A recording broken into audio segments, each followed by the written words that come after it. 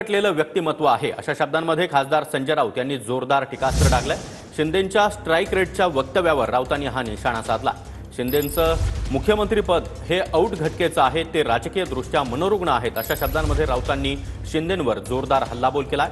दरम्यान ठाकरे गटाचा strike rate 42% तर आमचा स्ट्राईक रेट हा 47% असल्याचं म्हणत शिंदे यांनी काल ठाकरे गटावर टीका केली होती। त्यांच्यापेक्षा आम्हाला मतं लोकांनी जास्ती दिली आहे। त्यांचा 42% स्ट्राईक रेट आहे, आमचा 47% स्ट्राईक रेट आहे। हे मी छाती ठोकपणे सांगतो, तपासून घ्या। ही भरकटलेली आणि बहकलेली व्यक्तिमत्व आहेत।